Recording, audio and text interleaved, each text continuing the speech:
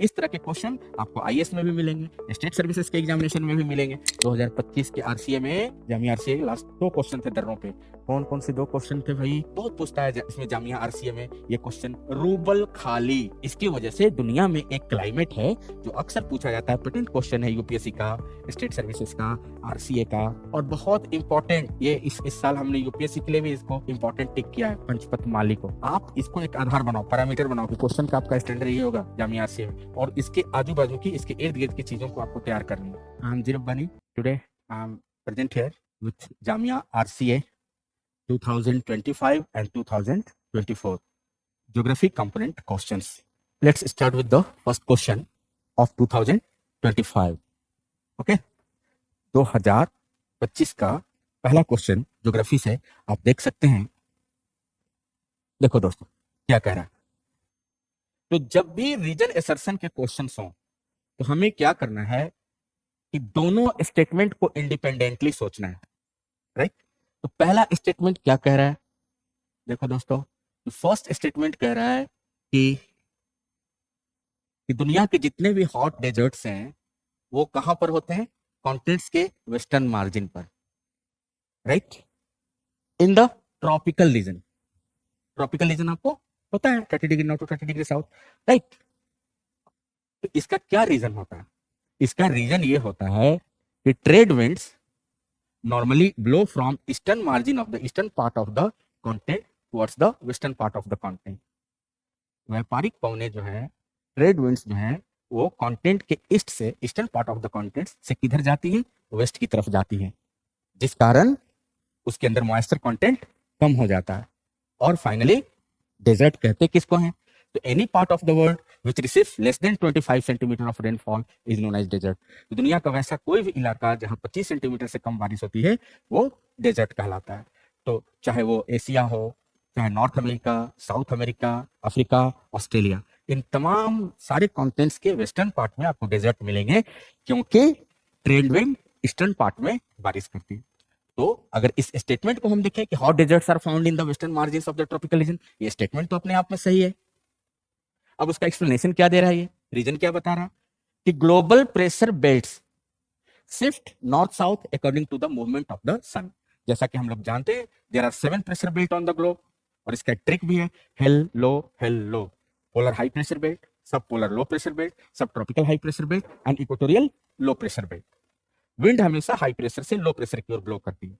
तो ये तो बात सही है कि ग्लोबल प्रेशर बेल्ट, ये क्या होता है कि सन गर्मी के दिनों में, मतलब जून जुलाई में, सन किधर है? इंडिया की तरफ है, गोया कि ट्रॉपिक ऑफ कैंसर पर है।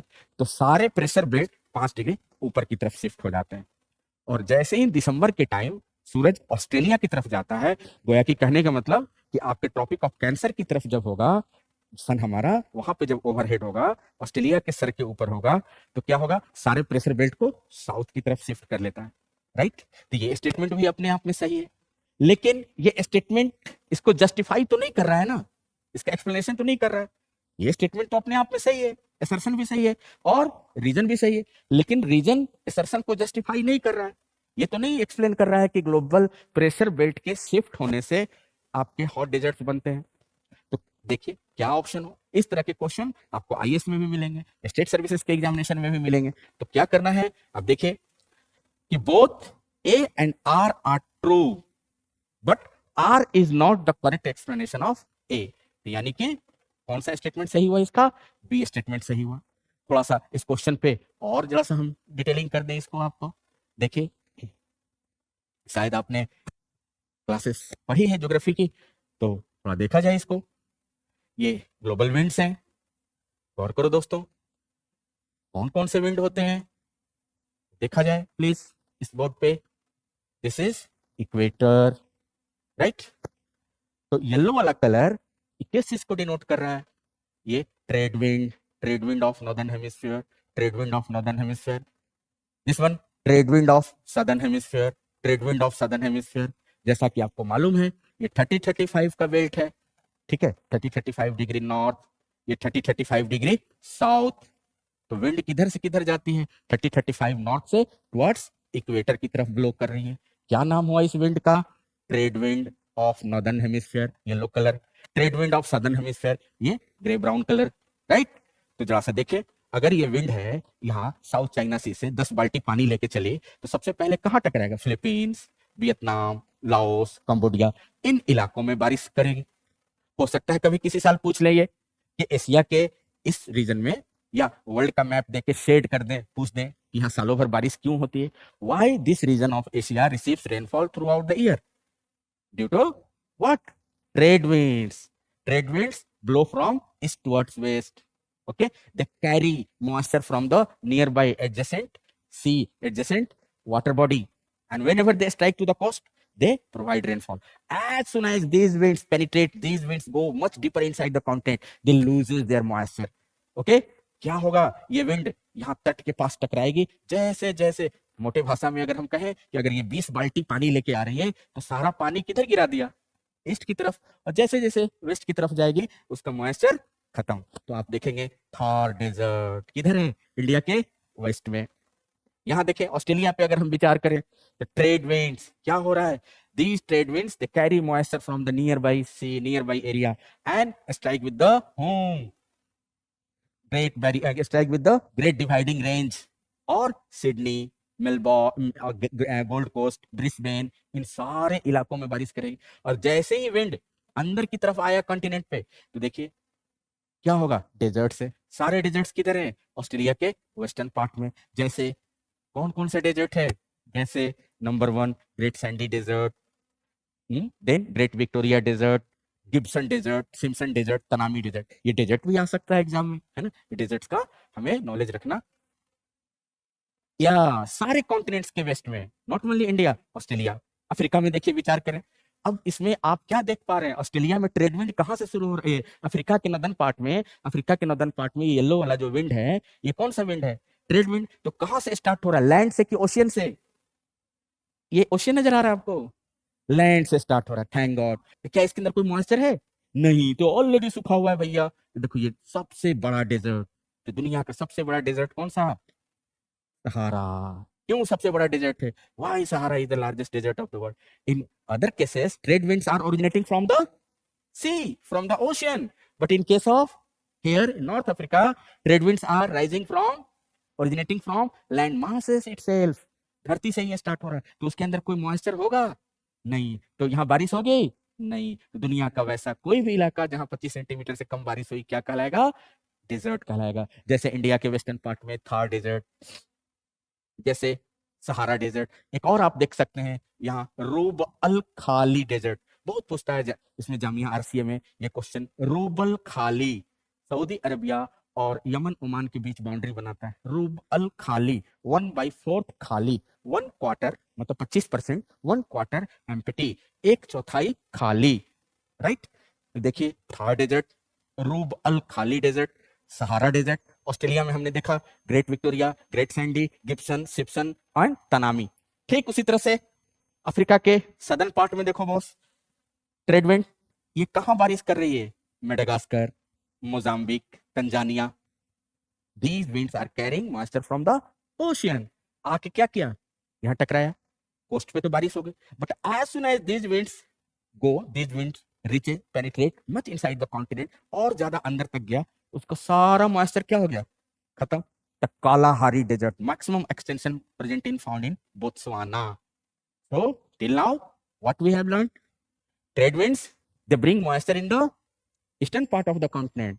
कहां पे बारिश करेगा? तो महाद्वीपों के, ये कौन सा महाद्वीप है?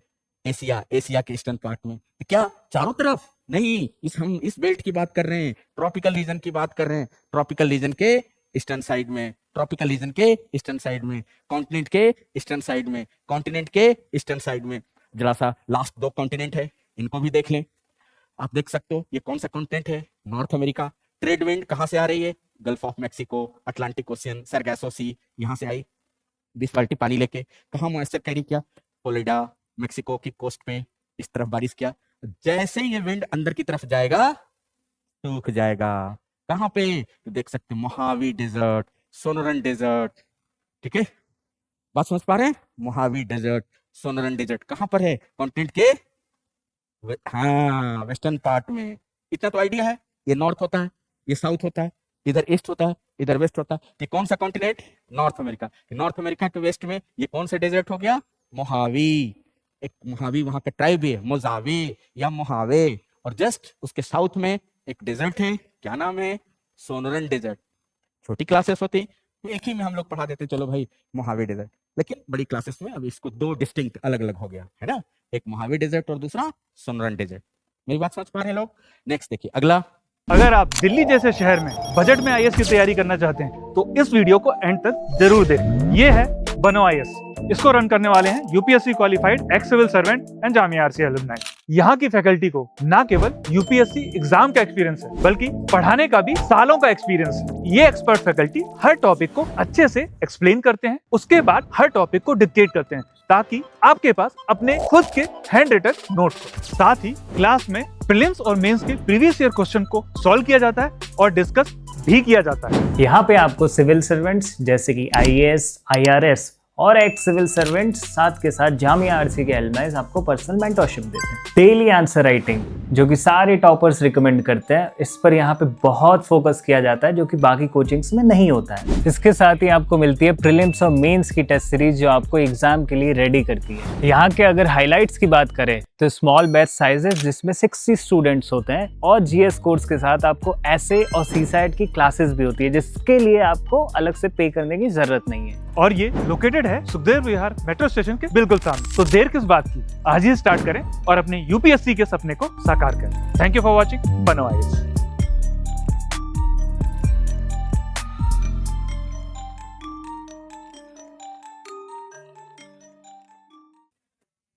सदन नेक्स्ट में हम देखें साउथ अमेरिका में। साउथ अमेरिका में इसमें क्या है भाई?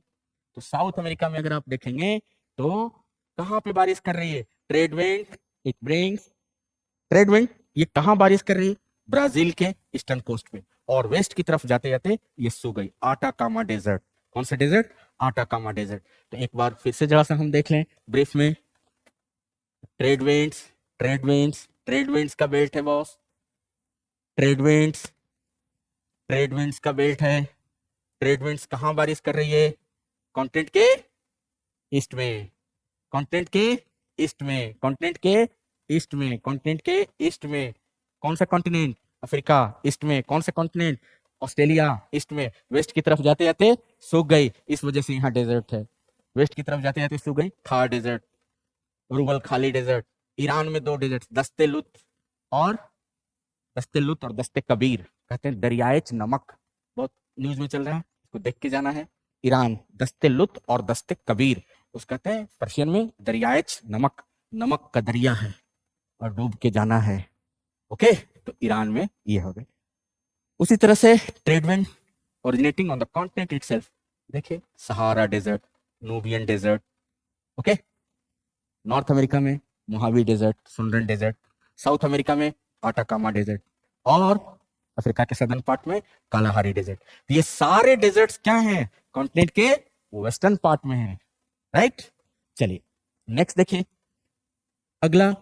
इसी कॉन्टेक्स्ट में जरा देखो बाबू, ये डेजर्ट का हमने एक मैप भी दिया है आपके सामने।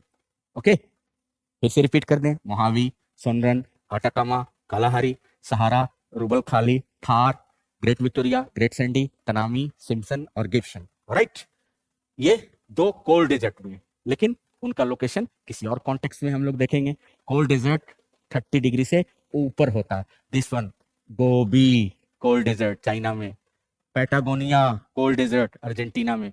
तो जो हमने ये इस कलर से दिखलाया है आपका वायलेट कलर से, वो कोल्ड डेजर्ट है, इसका नाम है गोबी। ठीक है, इसका नाम है पैटागोनिया डेजर्ट। राइट, ये ऐसा क्यों है बॉस? ये ऐसा 30 डिग्री के बियॉन्ड है, ये 30 डिग्री के बियॉन्ड है। इस बीच में कोई भी डेजर्ट होगा यहाँ पे, वो सारा कैसा डेजर्ट होगा? वार्म डेजर्ट, हॉट डेजर्ट कहलाएगा। इसमें नेक्स्ट एक क्वेश्चन प्रोबेबल है जो आ सकता है, वो क्वेश्चन ये है कि in Koppen's classification hot deserts are shown with symbol.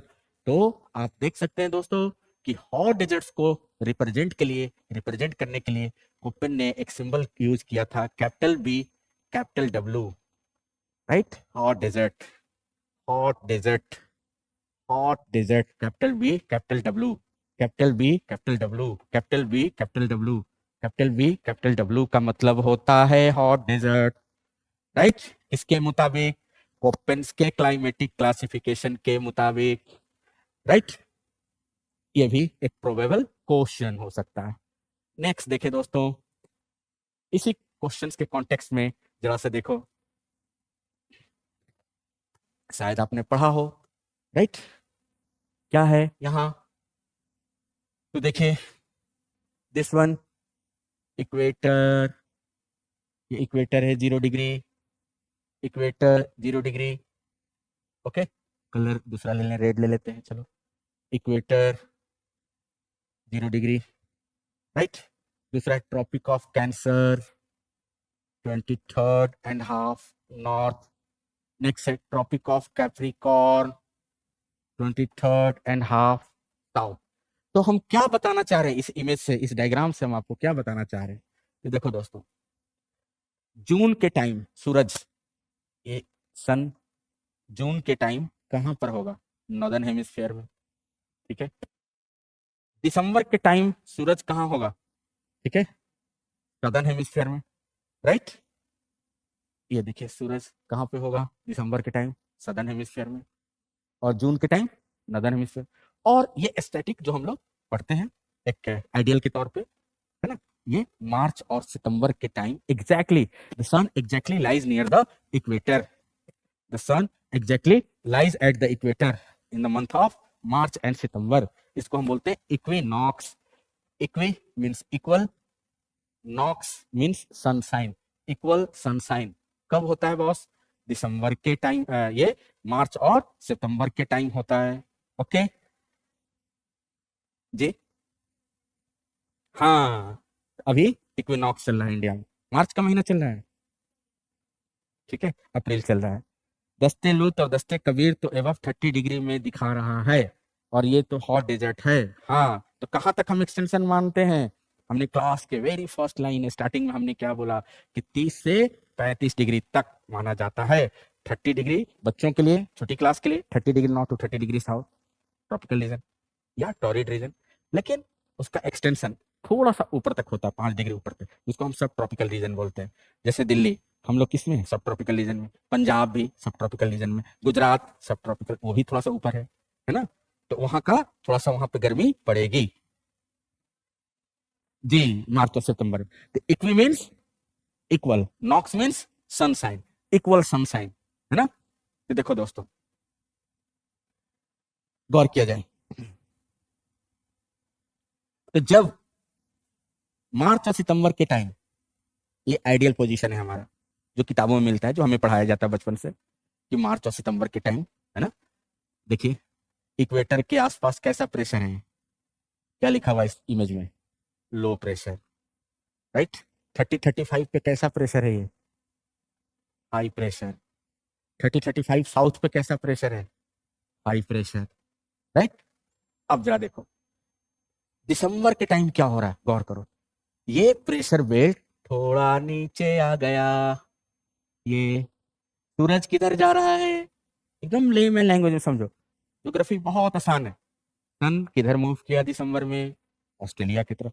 जब भी इस तरह के क्वेश्चन आए, ज्यादा उसके टेक्निकलिटी में न पढ़ के, मैं जिस स्टाइल में बता रहा हूँ आप उसको ध्यान रखिए कि एक आपको इंडिया कंसीडर करना है दिमाग में, और एक ऑस्ट्रेलिया कंसीडर करना है। तो दिसंबर के टाइम सूरज किधर है, ऑस्ट्रेलिया की तरफ।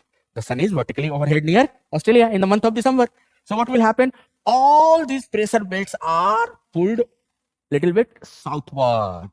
इसको देखो, इस डब्बे को, पिज्जा का डब्बा है, इस पिज्जा के डब्बे को थोड़ा सा किधर खींच लिया, नीचे की तरफ टान लिया। ये डब्बा है 0 डिग्री के आसपास, पिज्जा का डब्बा, पिज्जा के डब्बे को थोड़ा सा और खींच लिया साउथ की तरफ। ये डब्बा है, पिज्जा का डब्बा है, इसको क्या किया, इस आइडियल लाइन से थोड़ा नीचे की तरफ शिफ्ट हो गया, राइट। इसका क्या इंप्लीकेशन होगा वो भी मैं बताऊंगा, अभी 2 मिनट सब्र कर रहे हैं आप लोग। नेक्स्ट देखिए, जब सूरज अपनी तरफ है, व्हाट डू मीन अपनी तरफ है, तो when our sun is position near India, layman language, position on the Tropic of Cancer, कब होता है, जून के महीने में। तो जब जून के महीने में सूरज हमारी तरफ होगा तो देखो ये पिज्जे का डब्बा लो, इसको थोड़ा और ऊपर टान लिया, थोड़ा और ऊपर खींच लिया, इस डब्बे को थोड़ा और ऊपर खींच लिया, इस डब्बे को थोड़ा और ऊपर खींच लिया।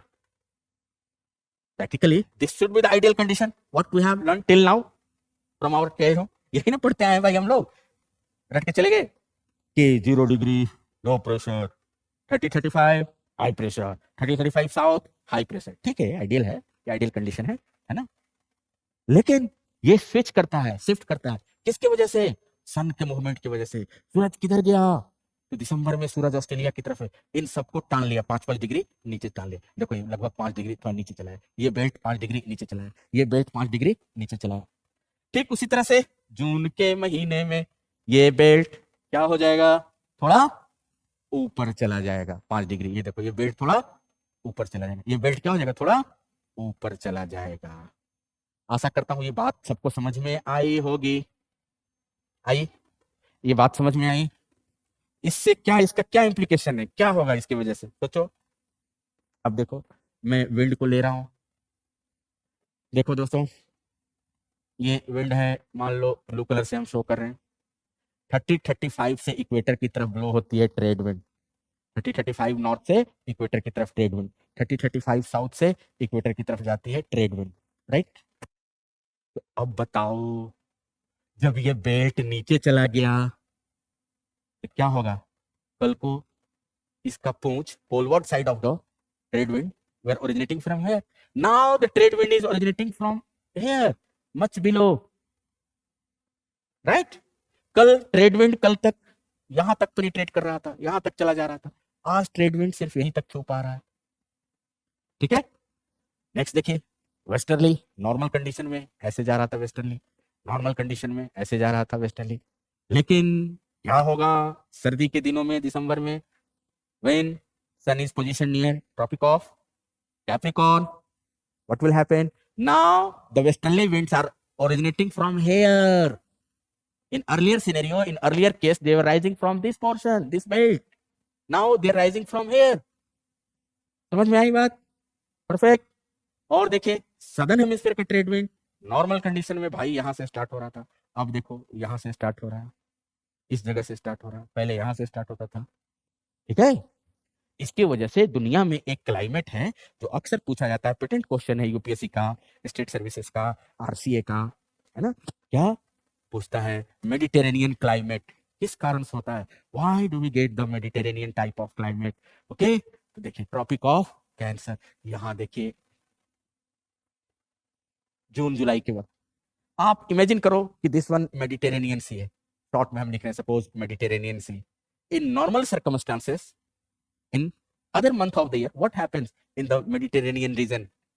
The westerly winds starting from here much above, land से start हो रहा है, नॉर्मल कंडीशन में लैंड से स्टार्ट हो रहा है, मतलब फ्रांस इटली लैंड से स्टार्ट हो रहा है। सर्दी के दिन में क्या हो रहा है जरा गौर करो तो, विंटर के सीजन में क्या हो रहा है, विंटर के कंडीशन में क्या हो रहा है, ये ओशियन से स्टार्ट हो रहा है westerly. That's why we get the rainfall in the winter season where in the Mediterranean climate. भूमध्य सागरीय जलवायु में, मेडिटेरेनियन क्लाइमेट में कब बारिश होती है? वो बारिश होती है, ठीक है, वो बारिश होती है जाड़े के दिनों में। We get rainfall in the winter season. Why? With the help of whom? With the help of किसकी वजह से? वेस्टर्ली विंड्स की वजह से। पूरा सदर्न यूरोप वेस्टर्ली विंड के चपेट में आ जाता है। पहले नहीं आता था, पहले लैंड से स्टार्ट हो रहा था, लेकिन हाँ अब देखो अगर इसको मैं दिखाऊं, ये देखिए लैंड से स्टार्ट हो रहा है, लेकिन सर्दी के दिनों में प्रेशर बेल्ट नीचे आ गया, तब ये ओशियन से स्टार्ट हो रहा है, इसके जोन में, उसकी जद में, उसके इन्फ्लुएंस में आ गया, तो इसके अंदर मॉइस्चर आ गया वेस्टर्ली विंड के पास, और ये मॉइस्चर जाके कहाँ पे? स्पेन में, फ्रांस में, इटली में बारिश करेगा। ठीक है, आगे बढ़े। तो ये था आपका वेस्टर्ली विंड की खासियत, है ना। ठीक उसी तरह से यहाँ देखें जून के दिनों में और ऊपर से स्टार्ट हो रहा है, स्पेन के और ऊपर से, फ्रांस के और मिडिल पार्ट से, सेंट्रल पार्ट से स्टार्ट हो रहा है, बिल्कुल भी बारिश नहीं करेगा। तो मेडिटेरेनियन का, इन मेडिटेरेनियन क्लाइमेट, ठीक है, summer season are sunny and bright, okay, और सूखा पड़ता है। क्यों सूखा पड़ता है? सोचो क्यों, why? Sometimes Mediterranean region experiences dry condition because westerly wind originating from the land, but in winter season they are originating from where? They are originating from ocean in the winter season. तो ये shifting of pressure belt की वजह से क्या होता है धरती पर? क्लाइमेट, अलग अलग टाइप के क्लाइमेट मिलते हैं हमें। कौन सा क्लाइमेट मिलेगा? ये देखो, Mediterranean climate near around the Mediterranean Sea as well as some portions of California here, Mediterranean Sea, southern Spain, France, Italy, certain part of Israel, Morocco, इस रीजन में बारिश होगी। साथ में यहाँ पे देखिए कैलिफोर्निया में बारिश होगी। उसके बाद इधर आ जाइए, central Chile, then Cape Town, Perth और एडिलेड। इतना ध्यान रखना, यही क्वेश्चन आता है। मेडिटेरेनियन क्लाइमेट, ये किसकी वजह से मेडिटेरेनियन क्लाइमेट होता है? देखिए ये किसकी वजह से, तो हमने बताया आपको शिफ्टिंग ऑफ प्रेशर बेल्ट। देखो बाबू, शिफ्टिंग ऑफ प्रेशर बेल्ट की वजह से कैसे संभव है? Suppose equator, this is trade wind, trade wind, trade wind, trade wind, trade wind of northern hemisphere, trade wind of southern hemisphere, trade wind of southern hemisphere, westerlies of northern hemisphere, westerlies of southern hemisphere, and polar wind of northern hemisphere, polar wind of southern hemisphere। तो देखिए कहाँ से start हो रही है। इस map पे अगर आप देखेंगे, ये हमारा यूरोप है, फ्रांस है, स्पेन है, अभी लैंड से स्टार्ट हो रहा है। तो उसके पास कोई मॉइस्चर है, कोई माल है?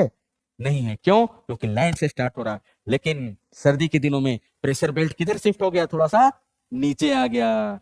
इन winter season pressure belt switches shifted, migrate more southward. तो now the winds are trade westerly winds, they are originating from Mediterranean sea itself. खुद मेडिटेरेनियन सी से स्टार्ट हो रहा, पहले लैंड से स्टार्ट हो रहा, मॉइस्चर नहीं था, लेकिन प्रेशर बेल्ट थोड़ा नीचे आ गया। तो पूरी की पूरी यूरोप जो है, वेस्टर्न यूरोप, सदर्न यूरोप, वो उसके रेंज में आ गया। अब वो ओशियन से स्टार्ट होने लगा प्रेशर बेल्ट के शिफ्ट होने के कारण। तो प्रेशर बेल्ट के शिफ्ट होने से क्या चीज एसोसिएटेड है? मेडिटेरेनियन क्लाइमेट एसोसिएटेड है। ये ध्यान रखना है दोस्तों, राइट। चलिए नेक्स्ट क्वेश्चन देखते हैं दोस्तों। आशा करता हूं ये समझ आया होगा। वेरी फर्स्ट क्वेश्चन, फिर से इसको देखते हैं। How deserts are found on the western margins of the continents in the tropical region? Am I right? Why we get hot deserts in the western margin of the continent? Because trade wind bring rainfall in the eastern side of the continent. And second, global pressure belt shift north south according to the movement of the, of course global belt shift करता है। लेकिन ये explain तो नहीं करा ना कि hot desert बनाया। प्रेशर बेल्ट की शिफ्ट करने से हॉट डेजर्ट से क्या मतलब भैया? कोई मतलब नहीं है, ठीक है। इसके हाँ, अगर यही क्वेश्चन होता यहाँ पे कि Mediterranean climates are found in around 30-35 degree belt, these Mediterranean climates are related to the shifting of pressure belt और movement of the sun। तो क्या होता है? ये ऑप्शन सही हो जाता, राइट। चलिए पहला क्वेश्चन था, क्वेश्चन नंबर 14। कौन से साल का डिस्कस कर रहे हैं हम? ये 25 का पहला क्वेश्चन ज्योग्राफी से रिलेटेड है। नेक्स्ट देखिए, एक बड़ा प्यारा क्वेश्चन है दोस्तों। देखिए क्या कह रहा है क्वेश्चन? जो जिला पास, टिपकिला पास, बनिहाल पास, खारदुंगला। तो if one were to travel from Jammu से, हम किधर जा रहे हैं? कश्मीर वैली की तरफ। हम जम्मू से कश्मीर वैली की तरफ जा रहे हैं और उसके बाद मन बन गया चलो भाई लद्दाख भी घूम के आ जाते हैं, ठीक है। तो पहले जम्मू से कश्मीर गए, फिर अचानक एक्सटेम्पोर अचानक मन में प्लानिंग आ गया चलो भाई थोड़ा लद्दाख भी दर्शन कर लिया जाए, है ना। तो रास्ते में कौन कौन से पासेस मिलेंगे, राइट। तो देखिए नंबर 1 देखो बाबू, तो सबसे पहले अगर हम देखें दिल्ली से ट्रेन चली जम्मू, राजधानी एक्सप्रेस, वंदे भारत, उतर गए जम्मू, पीर पंजाल क्रॉस किया, बनिहाल दर्रा जिसको हम पहले बोलते थे जवाहर टनल। उसके बाद फिर हम पहुंच गए श्रीनगर वैली, उसके बाद ग्रेट हिमालय, लेह के इस तरफ पड़ेगा, श्रीनगर से लेह जाएंगे तो यहाँ जोजिला पड़ेगा। तो पहले बनिहाल फिर जोजिला, ठीक है, Kashmir to Jammu to Kashmir and onward to Ladakh. तो जम्मू से लद्दाख जाने में सिर्फ हमारे पास 2 दर्रे पड़ रहे हैं। एक तो दर्रा पड़ रहा है पहला बनिहाल पड़ रहा है और नेक्स्ट जोजिला पड़ रहा है। सिपकिला ये हिमाचल प्रदेश में है भैया, और Khardungla once it was the highest roadway of the world, now it is the second highest, है ना। किसी जमाने में 5-7 साल पहले ये हाईएस्ट होता था, है ना। लेकिन अब ये सेकंड हाईएस्ट है। अब अगर क्वेश्चन में ये लिखता कि भैया हम लद्दाख से मेरा मन कर रहा है थोड़ा सियाचिन दर्रा सियाचिन ग्लेशियर चल जाए घूमने, तब हमें खरदुंगला मिलता। व्हेन विल मूव फ्रॉम कहाँ, हाँ लद्दाख टू सियाचिन, ठीक है, ससगांव वैली जाना है मुझे, ठीक है, दौलत बेग ओल्डी जाना है मुझे, है ना, बात समझ रहे, कोई दिक्कत? गुलाम राशिद गलवान वैली जाना है मुझे, गुलाम राशिद गलवान, गलवान वैली पूरा नाम था उनका, गुलाम राशिद गलवान रिवर, गुलाम राशिद गलवान रिवर वैली, जिसको प्यार से हम लोग गलवान गलवान गलवान वैली बोलते हैं, राइट। अगर उधर जाना है तब हमें मिलेगा खरदुंगला, अदरवाइज कौन कौन सा, सिर्फ हमें 2 मिलेंगे, मतलब कौन कौन सा, 3 and 1, बनिहाल मिलेगा, देन हमें जोजिला मिलेगा। इसको देख ले, थोड़ा और कंफर्म कर ले हम लोग। यस गाइस, देखो प्यारो, जल्दी आ जाओ फटाफट, ये देखें, यस, कौन कौन से दर्रे हैं भाई, तो देखिए दर्रों पे 2 क्वेश्चन था लास्ट ईयर 2025 के आरसीए में, जामिया आरसीए के लास्ट 2 क्वेश्चन थे दर्रों पे, तो देखो देखो देखो देखो देखो कौन कौन से 2 क्वेश्चन थे भाई, आइए, ये सब सारे दर्रे हैं इंडिया के, इतना संभव है, it's not possible to remember the names of so much दर्रा, सो मच पासेस, ठीक है, कुछ इसके पीछे टेक्निक होता है, जैसे देखिए, अगर someone moving from here, this is Jammu, okay, and this one is Srinagar here, yes Srinagar, this is Jammu, and next this one is Leh, L, this is Leh. Question में साफ लिख रहा है कि हम जम्मू से किधर जा रहे हैं मेरे दोस्त, जम्मू से जा रहे हैं श्रीनगर एंड देन लेह, लेह मतलब लद्दाख, तो जम्मू से चले, सबसे पहले कौन सा दर्रा आया, बनिहाल, फिर श्रीनगर से हम पास कर रहे हैं, किधर जा रहे हैं, लेह, कौन सा दर्रा आया, दिस वन, जोजिला। अब ये तो नहीं लिख रहा कि लेह से हम ससगांव वैली जाना है या दौलत गोल्डी बेग जाना है, इंडिया का एक तरह से हाईएस्ट एयरफील्ड है एक तरह से, है ना, मिलिट्री का ये उतरता है एयरक्राफ्ट वगैरह, दौलत बेग ओल्डी, काफी न्यूज में था लास्ट ईयर, क्वेश्चंस भी आए हैं यूपीएससी में 2025 में, है ना, ओके। ग्लोब मास्टर बहुत बड़ा कैरियर था, बड़ा सा हवाई जहाज, बड़ा राशन सामान माल पानी लेके उतरा वहां पे, तो मैचिंग वाले क्वेश्चन में देखना 2025 में ग्लोब मास्टर पूछा हुआ मैच करने की, न्यूज में था तभी, ठीक है, तो ये देखिए this one is Khardungla, okay, तो according to the given question the correct answer will be Banihal and then Zojila, ठीक है।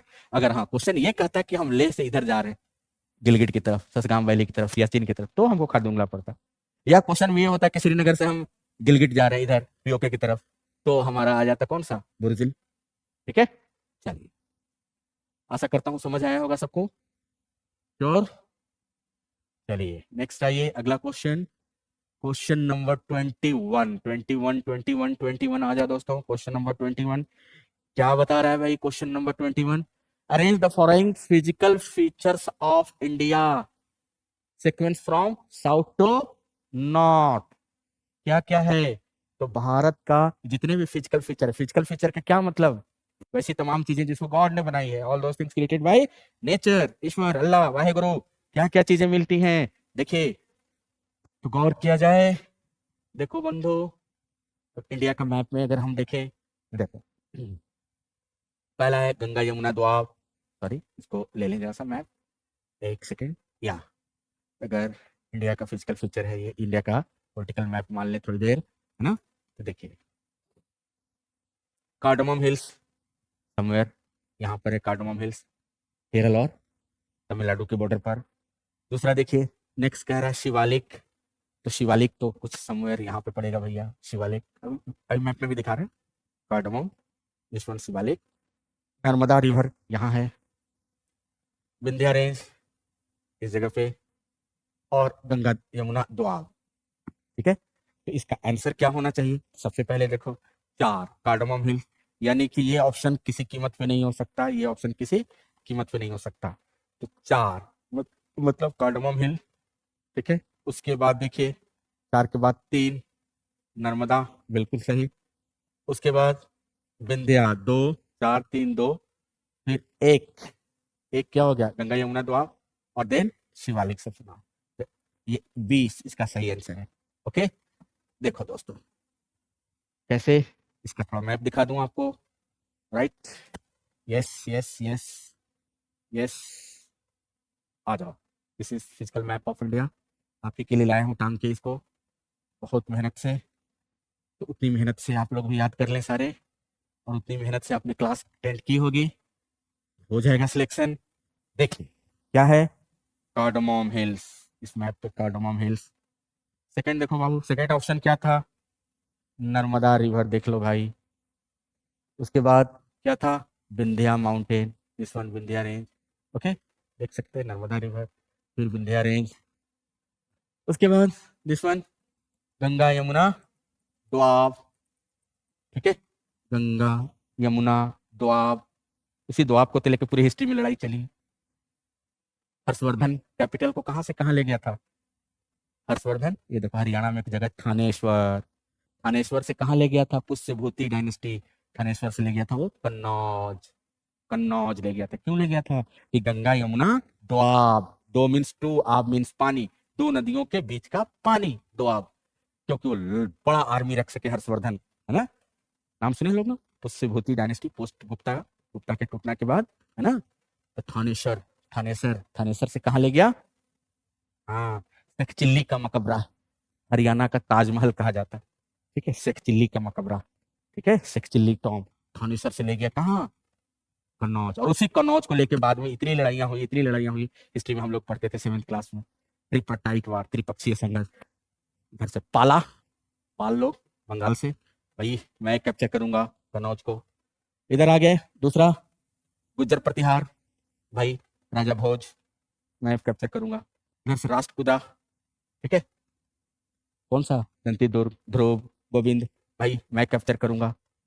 क्या हुआ अल्टीमेटली, है ना, इसी दोआब को तो लेकर लड़ाई थी। तो दोआब का क्या मतलब, दो नदियों के बीच का पानी, फर्टाइल था, इस वजह से हर्षवर्धन चाहता था कि मैं इसको कब्जा कर लूं, लार्ज स्टैंडिंग आर्मी रखूं। और इसी के फेर में थे पाल लोग, गोपाल, धर्मपाल और महिपाल। इधर गुज्जर प्रतिहार, कौन कौन से रूलर हैं, आप लोग क्रोनोलॉजी एकदम याद होनी चाहिए, है ना। और इधर राष्ट्रकूटा, इसकी क्रोनोलॉजी। बहरहाल समझ में आई मेरी बातें, आंसर मिल गया। आओ भाई फटाफट आए, नेक्स्ट क्वेश्चन देखें। तो यही तो है कि सारे देखो हिस्ट्री ज्योग्राफी सब आगे जाके एक हो जाती है, चीजें तो वही है। चलिए, तो गंगा यमुना दोआब, विंध्या, नर्मदा रिवर, कार्डमम, शिवालिक। तो क्या आंसर हमने फाइंड आउट किया इसका, बी। नेक्स्ट देखिए, तो बेनिफिट्स ऑफ एग्री, एग्री मतलब एग्रीकल्चर, वोल्टाइक मतलब सम इलेक्ट्रिसिटी वगैरह की बात हो रही है। Farming does not include, actually ये कायदे से इकोलॉजी का क्वेश्चन था, वो पता नहीं कैसे गलती से आ गया मेरे पास, है ना। तो देखिए इसमें एग्री वोल्टाइक फार्मिंग क्या कह रहा है, उसको क्वेश्चन को तुम ऐसे समझो भाई आप लोग, कि मान लो कि ये रामू अंकल का ये खेत है, अब रामू अंकल का फील्ड है, खेत है, और रामू अंकल ने अपने फील्ड में लगा दिया ये दिस वन सोलर पैनल लगा दिया, ठीक है, सोलर पैनल लगा दिया खेत में, है ना, शेड की तरह काम करेगा। तो देखिए reduction of evaporation due to solar panels above the plot, किसका प्लॉट, रामू अंकल का प्लॉट। तो रामू अंकल के प्लॉट के ऊपर उन्होंने क्या लगा दिया, जिस तरह हमारा पोडियम है सामने, सोलर पैनल लगा दिया, तो इसकी वजह से इवोपरेशन क्या हो जाएगा, घट जाएगा। बिल्कुल सही ये बात है। Reduction of diesel and grid electricity for irrigation, बिल्कुल, जब हम खुद का बिजली बना रहे हैं, रख भाई तो अपना सरकार अपने पास रखो, बिजली बिजली डीजल उजल की खपत कम हो जाएगी, ग्रिड इलेक्ट्रिसिटी उसकी खपत क्या हो जाएगी, reduction of diesel and grid electricity for irrigation. हम यूज नहीं करें, अपने घर का उत्पाद है भाई, खुद हम अपना बिजली बना रहे हैं। नेक्स्ट देखिए, generation of electricity at all time, ये गड़बड़ है, उसकी लिमिटेशन होते हैं। इनडायरेक्टली ये क्वेश्चन किसके बारे में पूछ रहा है, ये इनडायरेक्टली ये क्वेश्चन पूछ रहा है आपको सोलर पावर का कमी पूछ रहा है, ठीक है, उसकी क्या लिमिटेशन है, कहाँ थ्रू आउट सप्लाई होती है उसमें बिजली की। क्लाउडी वेदर हुआ तो क्या होगा, कट जाएगी, ठीक है। तो generation of electricity at all times, है ना। और चोर बैटरी उठा के लेके चला गया, भाग गया, है ना, तो भी बिजली कहाँ सप्लाई होगी, generation of electricity at all times. Protection of crop from high temperature and UV, ये तीनों सही है, does not include generation of electricity at all time, ये हो जाएगा दोस्तों।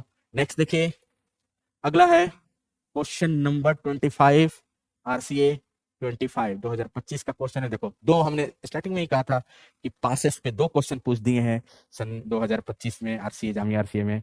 ओके देखो भैया, ठीक है।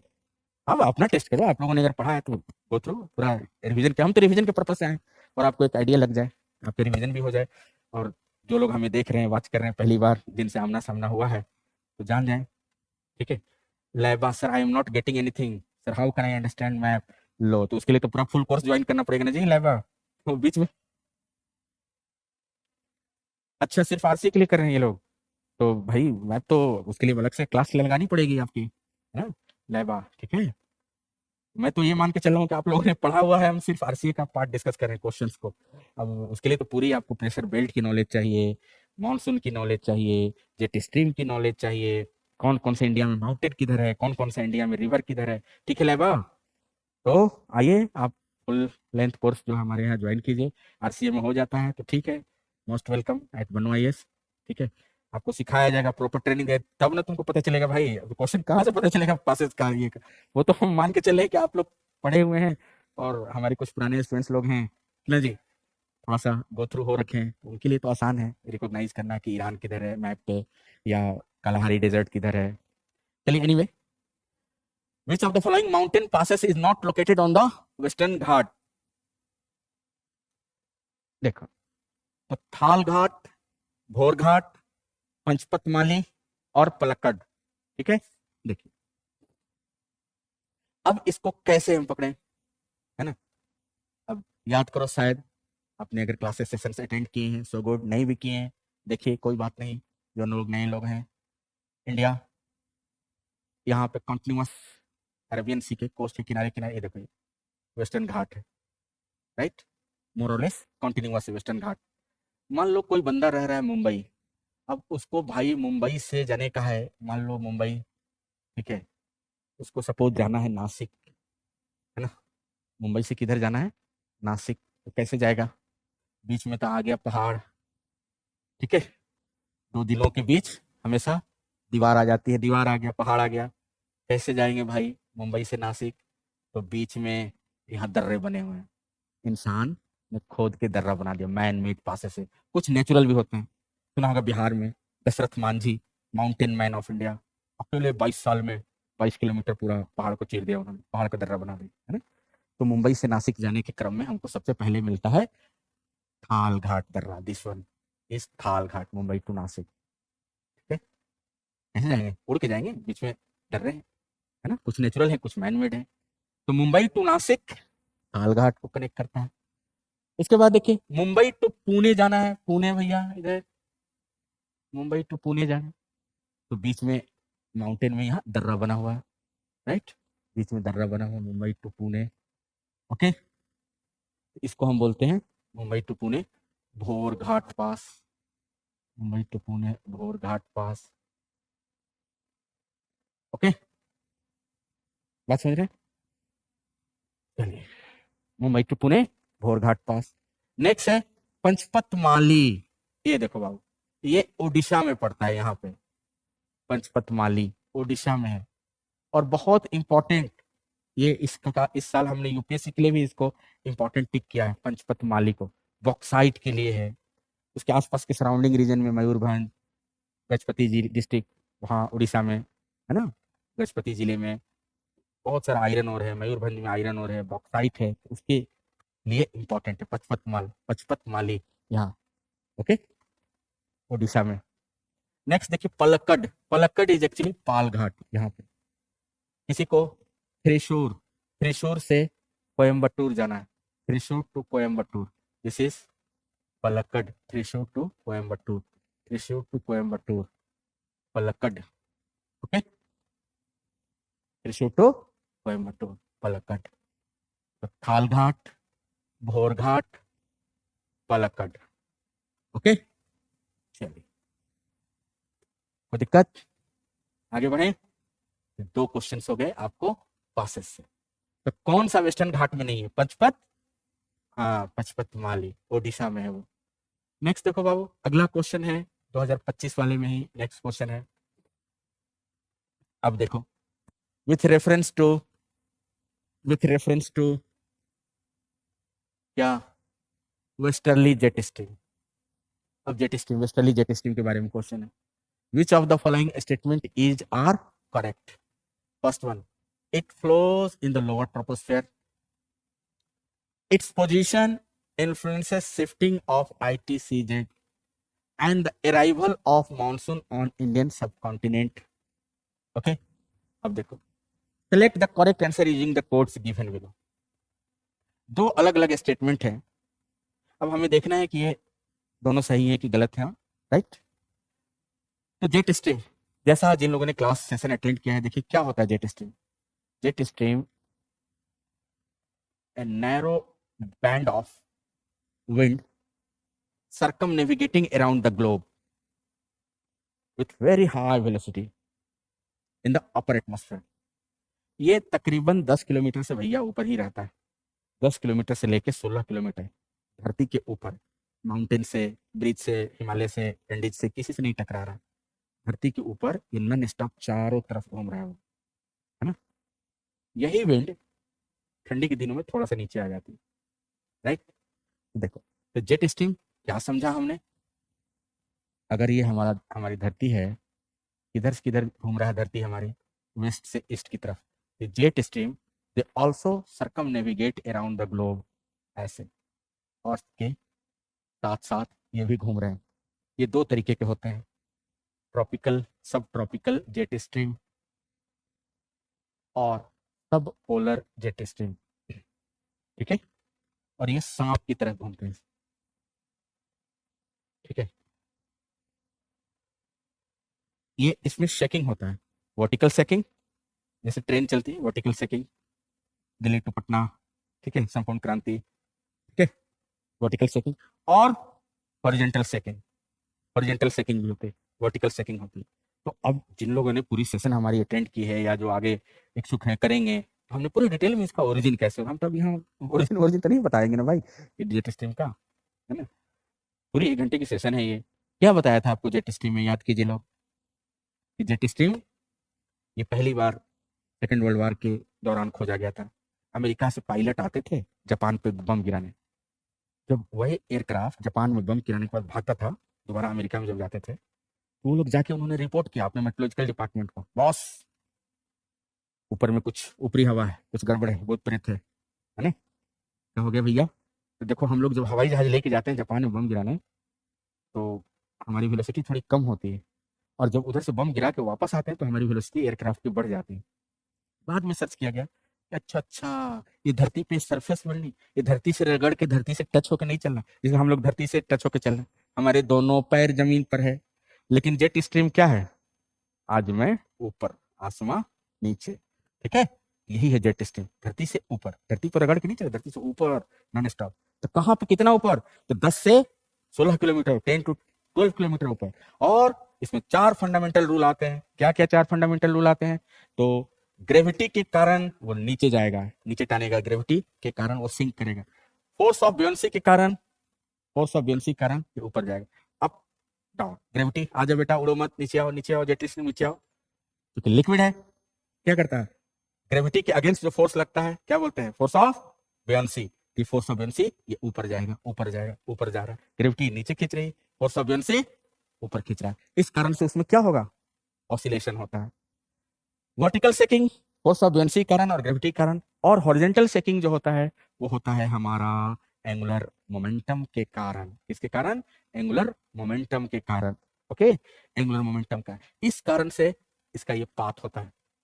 It flows in the lower troposphere, ये गलत हो जाएगा, साफ ऐसे पकड़ लोगे आप। जेट स्ट्रीम ने बताया कि ऊपर, धरती से ऊपर, है ना, 10 से 16 किलोमीटर ऊपर, तो पहला स्टेटमेंट तो ऐसे ही रॉन्ग हो गया, it flows in the lower troposphere, क्योंकि शायद आप पढ़े होंगे एटमॉस्फेयर में कितने लेयर होते हैं, बोलो बाबू? अर्थ सरफेस के ऊपर सबसे पहला लेयर कौन सा होता है? ट्रोपोस्फेयर, देन ट्रोपोस्फेयर के बाद स्ट्रेटोस्फेयर, देन कौन सा लेयर होता है? मेसोस्फेयर या आयोनोस्फेयर, देन एक्सोस्फेयर, यही होता है ना? तो ये क्वेश्चन कह रहा है कि ट्रोपोस्फेयर के निचले लेयर में, यहाँ फ्रिक्शन से तो मर जाएगा, ये आग लगा देगा एकदम, पॉसिबल ही नहीं है। तो हमेशा किधर होगा? ऊपर, है ना, यहाँ पर, इस जंक्शन पे, ठीक है? ट्रोपोपॉज के आसपास में, थोड़ा सा नीचे ट्रोपोपॉज से। तो it flows in the lower troposphere, गलत। Flows in the upper troposphere. क्या होता है? अपर ट्रोपोस्फेयर में होता है। Its position influences the shifting of ITCZ, ठीक है, and the arrival of monsoon in the Indian subcontinent. ये बात बिल्कुल जायज है। क्या होता है जब jet stream Indian subcontinent की तरफ आता है तो ITCZ को खींच लेता है नॉर्थ की तरफ, लो प्रेशर बन जाता है। Okay sir, there are ghat passes question in PYQ, so how can we identify which passes and ghat named we have to learn? Okay, lithosphere। तो लैबा कौन सा घाट हम याद करें? तो अभी देखिए कौन सा घाट याद करेंगी। आपने न्यूज़पेपर फॉलो किया है? क्या पढ़ा है न्यूज़पेपर में? अरुणाचल प्रदेश में माननीय प्रधानमंत्री जी ने सेला पास इनोग्रेट किया। इसे देखना है, सेला पास को देखना है। अभी और कौन सा पास न्यूज में था? मेरे नज़र में तो वही एक सेला पास न्यूज में था, और नाथुला न्यूज में था। नाथुला दर्रा किधर है? तो ये याद करना है भैया। आप इसको एक आधार बनाओ, पैरामीटर बनाओ कि क्वेश्चन का आपका स्टैंडर्ड ये होगा जामिया आरसी में, और इसके आजू बाजू की, इसके इर्द गिर्द की चीजों को आपको तैयार करनी है।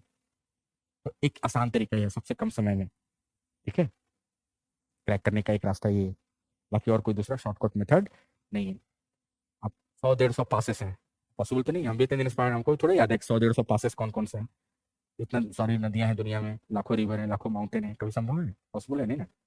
तो जो काम की चीज़ है, जो अभी हाल फिलहाल में न्यूज़ में आई है, गुजरी है, उसे देखना है। बाकी फुल लेंथ क्लासेस के लिए तो हम बैठे हुए हैं, तो होता ही है क्लासेस पूरे thoroughly पढ़ाते हैं सारी चीज़ें हम लोग, है ना जी। एक एक चीज़, एक एक टॉपिक पे 2-2 घंटे की क्लास होती है, ठीक है। तो खुद अपने आप में देखिए ITCZ ये 2 दिन का टॉपिक है, 2 अलग अलग टॉपिक है, अब उसको एक साथ इन्होंने जोड़ा हुआ है ना। ये देखिए, तो हमने क्या बताया? It flows in the lower troposphere. गलत है, ये कहाँ पे बहता है? हाँ, upper troposphere. Its position influences the shifting of ITCZ। ये स्टेटमेंट सही है। ITCZ क्या होता है? देखिए, इंटरट्रॉपिकल कन्वर्जेंस जोन होता है। क्या होता है? एक तरह का एक ट्रांजिशन जोन है, एक तरह का। जैसे मान लो ये धरती है, राइट, ये इक्वेटर। तो अपना इंडिया किधर है लैबा? नॉर्दर्न हेमिस्फीयर में कि सदर्न हेमिस्फीयर में? जल्दी टाइप करके बताओ मुझे, जल्दी टाइप करके बताइए, इंडिया किधर है, नॉर्दर्न हेमिस्फीयर में कि सदर्न हेमिस्फीयर में? ठीक है, तो किस में पड़ेगा? नॉर्दर्न हेमिस्फीयर में, थैंक गॉड। तो नॉर्दर्न हेमिस्फीयर में, ठीक है।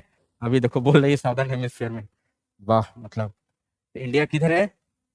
नॉर्दर्न हेमिस्फीयर में, है ना। क्लियर? तो क्या होता है इसमें?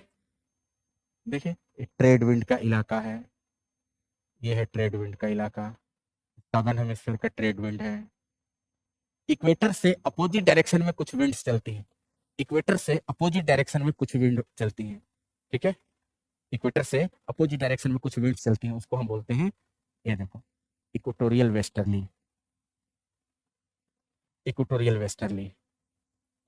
और ये ग्रीन वाला मेजेंटा वाले से टकराएगा।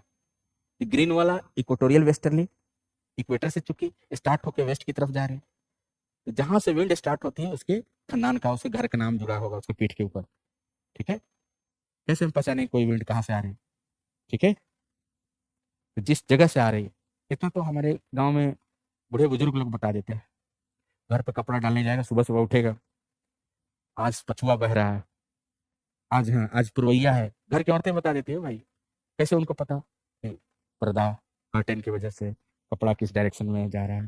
तो इस बेसिस पे आप इसको कर सकते हो। देखो, आप जहां से वेस्टर्ली, मतलब ये वेस्ट की तरफ से आ रहे हैं, तो ये ग्रीन कलर आके किससे टकरा है? मेजेंटा कलर से। इसके बीच में एक ट्रांजिशन जोन बन गया। देखो, इसी को कहते हैं NITCZ, north inter tropical convergence zone, south inter tropical convergence zone, SITCZ।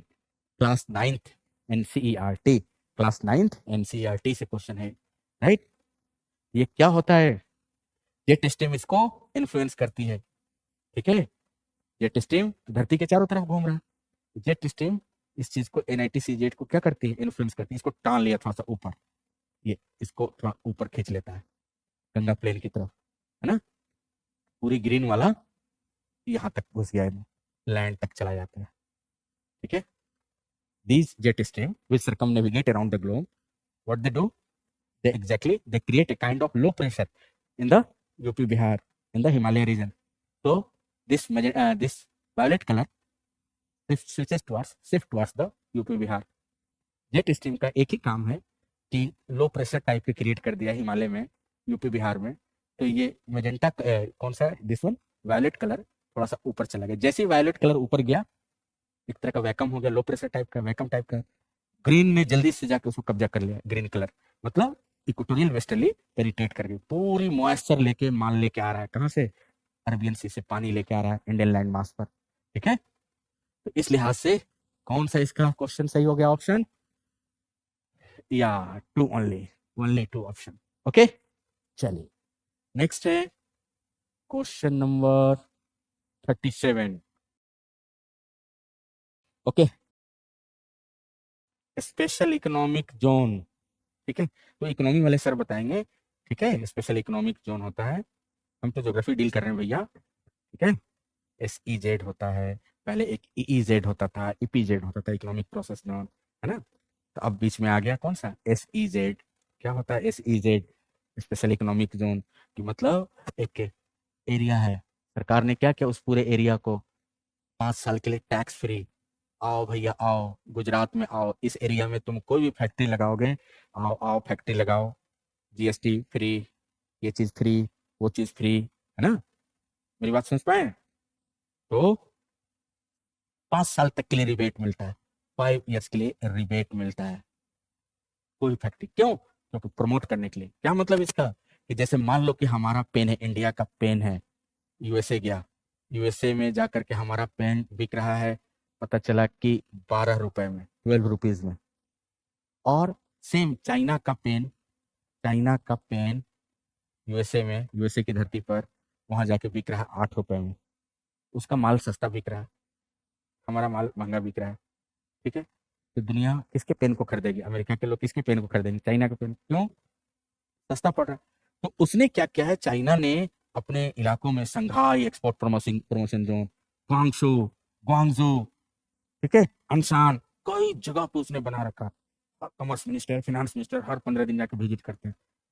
ठीक है, उसको स्पेशल प्रिविलेज दी जाती है, टैक्स से छूट मिलता है ना, हर तरह का रिबेट मिलता है. तो हमारे इंडिया में कांडला प्रोसेसिंग जोन है इस तरह का. तो वहाँ जाओ, कोई भी फैक्ट्री लगाओ, नानगुनेरी, विशाखापट्टनम जाइए कोई भी फैक्ट्री लगाइए. आ रहा है ना गूगल वाला, दुनिया में सबसे बड़ा इन्वेस्टमेंट अब तक का गूगल का, है ना, आंध्र प्रदेश में.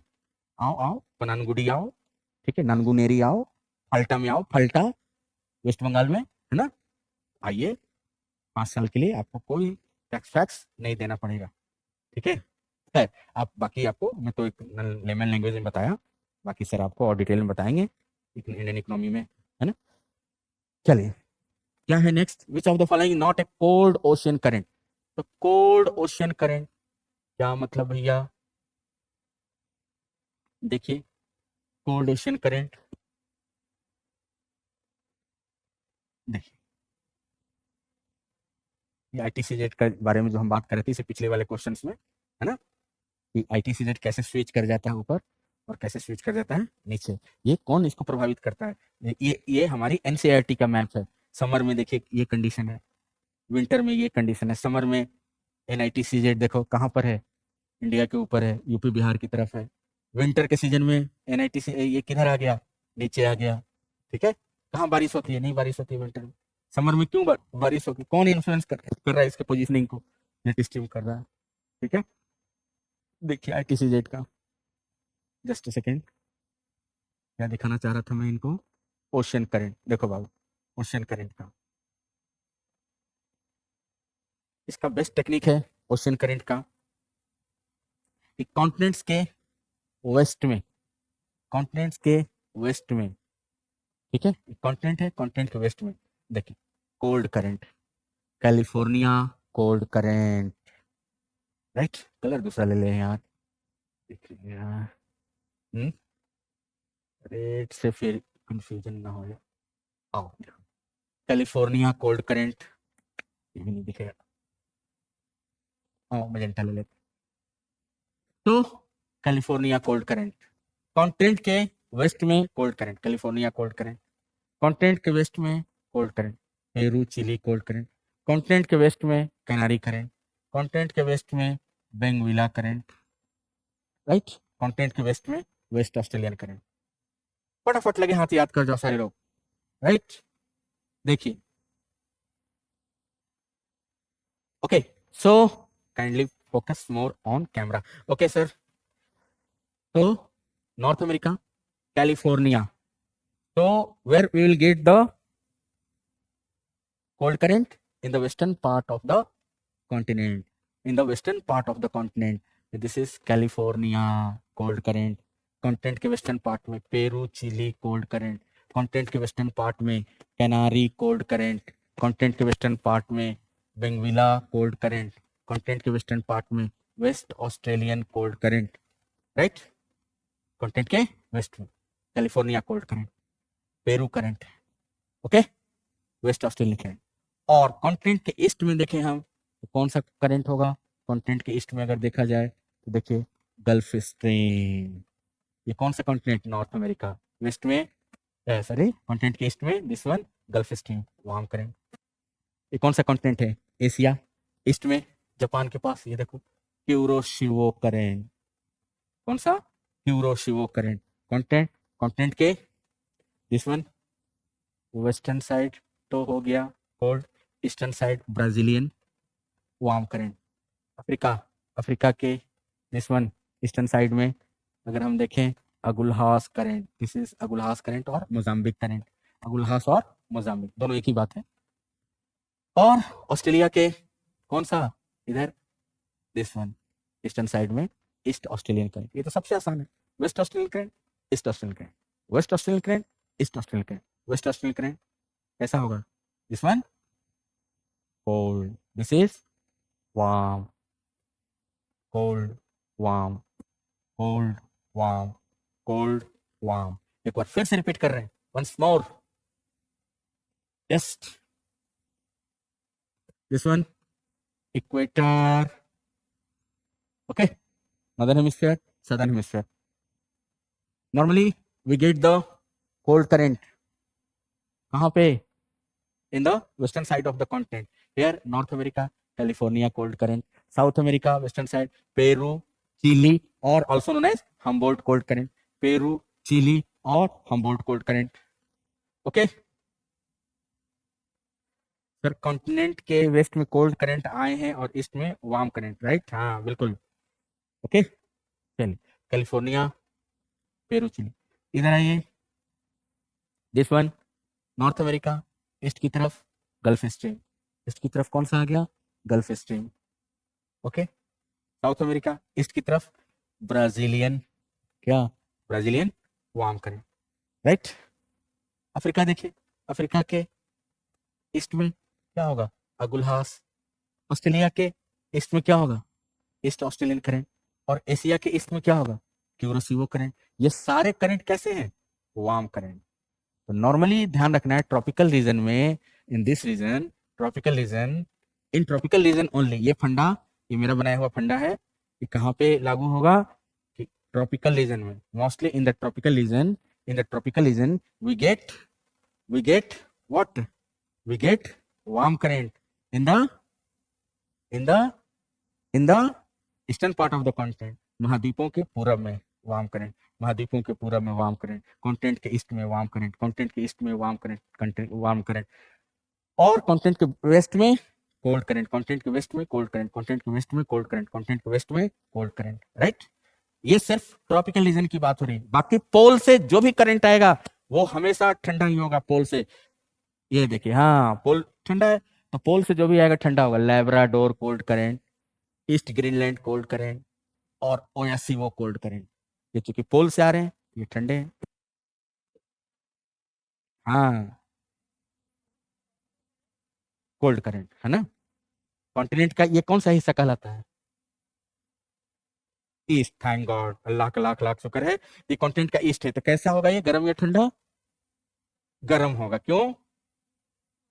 हाँ, मतलब यहाँ इक्वेटर से गर्म पानी लेके पोल की तरफ जा रहा है, इक्वेटर से गर्म पानी लेके ऊपर की तरफ जा रहा है, ये इक्वेटर से गर्म पानी लेके ऊपर पोल की तरफ जा रहा है।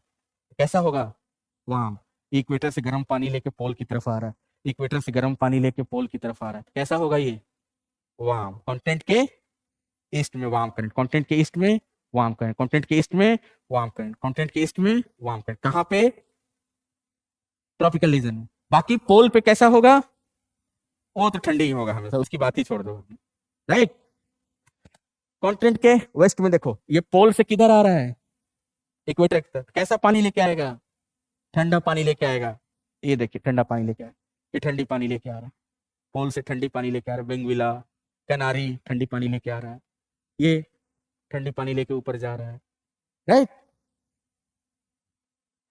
तो normally we get the warm current in the normally we get the warm current in the eastern part of the continent, like Gulf Stream, Kuroshio, Brazilian current, Agulhas current, and East Australian current. And normally we get the cold current in the western side of the continent. और इसी के बाजू में desert भी देखो, Mojave Desert, Sonoran Desert, California cold current, Atacama Desert, Peru Chile, और Humboldt cold current. इसका दो नाम, पेरू चिली और Humboldt cold current. Kalahari desert, Benguela cold current, Sahara desert, Canary cold current, और ग्रेट विक्टोरिया, ग्रेट सैंडी, ये West Australian current, right. ठीक है, मेरी बात समझ पाए आप लोग? ये है करंट का क्वेश्चन। तब देखो बाबू क्या था क्वेश्चन, गौर किया जाए। ये देखिए, not a cold oceanic current, Kuroshio Japan के पास, ये कैसा करंट होगा? नियर जापान, ठीक है, ठीक है, is not a cold ocean current. तो ओयासीओ ये कोल्ड करंट है पैसिफिक ओशियन में, पाकलैंड ये कोल्ड करंट है, बेंगविला ये भी कोल्ड करंट है, ठीक है। ये कौन सा बच गया? क्यूरोशियो, ये जापान के पास, ये कैसा करंट है? वार्म करंट है, ओके। चलिए, और पोल के करंट्स के नाम रिपीट कर दीजिए एक बार, ठीक है। तो पोल से कौन सा करंट आ रही है भाई? ग्रीनलैंड की तरफ से। ग्रीनलैंड कहाँ पे? ऑलमोस्ट पोल पे है। East Greenland current, West Greenland current. West Greenland current को प्यार से क्या बोलते हैं? Labrador current. और एक ओयासिओ करंट, वो भी आर्कटिक रीजन से निकल के पैसिफिक ओशन में आ रही है। तो कौन कौन सा हो गया? ओयासिओ, लैब्राडोर और ईस्ट ग्रीनलैंड करंट। और नीचे में सदर्न हेमिस्फीयर में पाकलैंड करंट, ठीक है, वो भी पोल से इक्वेटर की तरफ आ रहे हैं, राइट। सब सारे कोल्ड करंट है, okay. Which of the following is the largest mechanized mine in India? या एक्चुअली इसमें कोई भी ऑप्शन सही नहीं है कायदे से देखिए तो। Largest mechanised, first and largest mechanised mine in India, ये रानीगंज है। रानीगंज, ये वेस्ट बंगाल में, India's one of the first, या you can say India's 100% fully mechanised, ठीक है, coal mining in India, Raniganj. Raniganj कहाँ पे? आसनसोल के पास। लेकिन चूंकि ये क्या है भैया, रानीगंज, इसमें ऑप्शन ही नहीं है, इस दिए गए फिर लास्ट। अब देखो, कोलार ये डीपेस्ट है,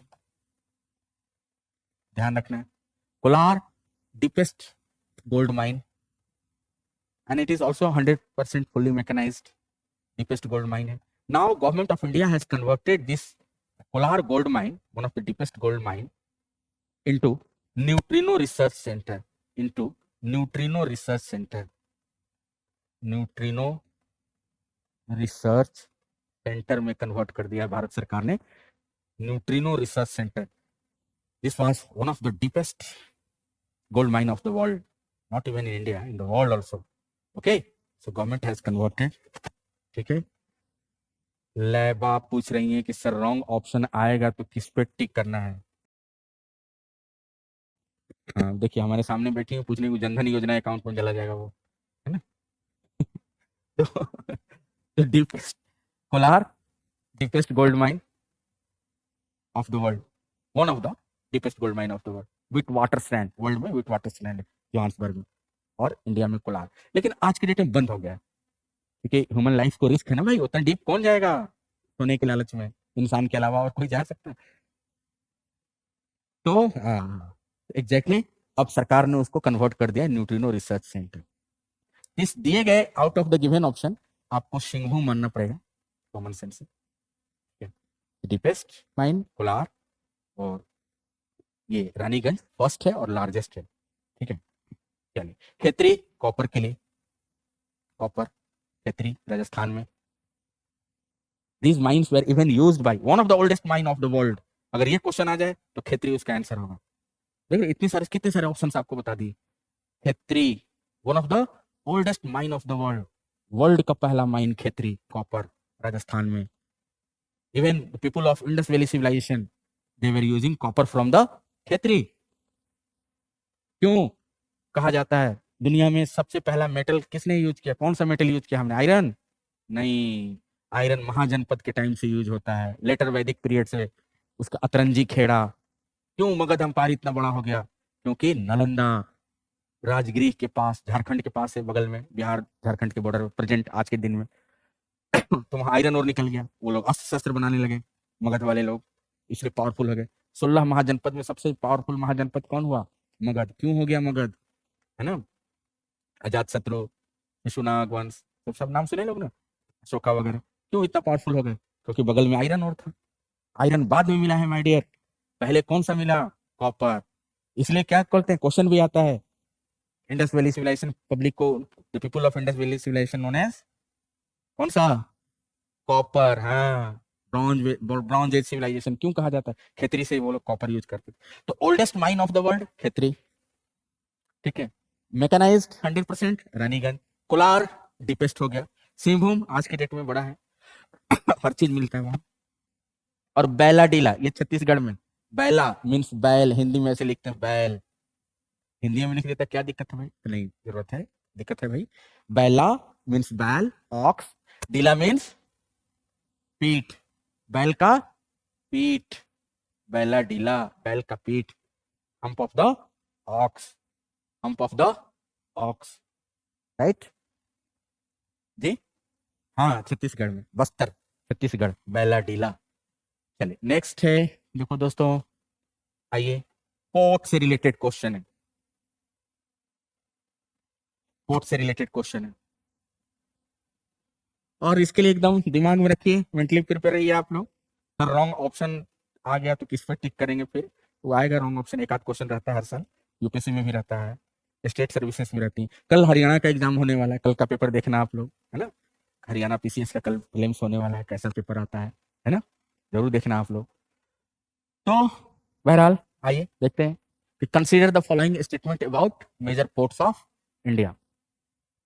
कह रहा है कि Visakhapatnam port in Andhra Pradesh is a landlocked harbour, ठीक है।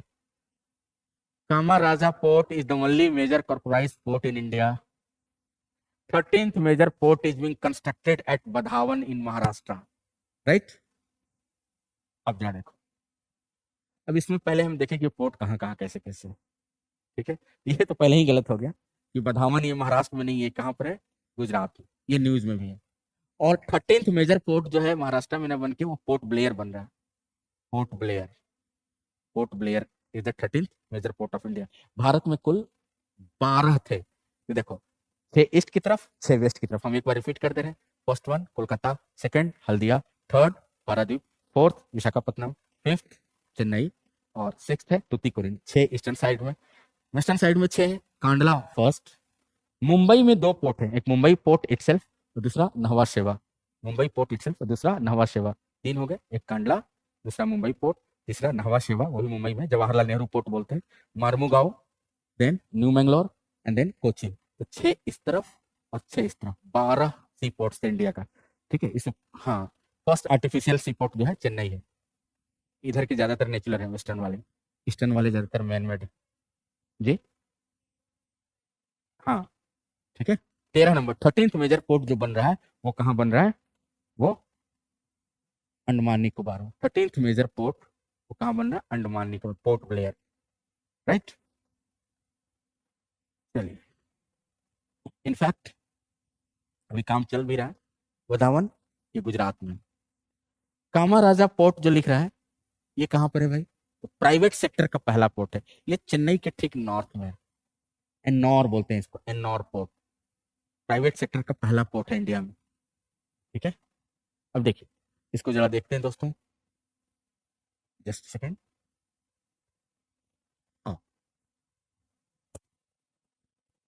Yes, this one. हमने बताया कि कितने पोर्ट हैं, 12।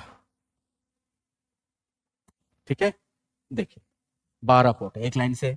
यहाँ से क्वेश्चन रह सकता है, इस बार भी रह सकता है, हर जगह रह सकता है, आरसीए में भी रह सकता है, आईएएस में भी रह सकता है।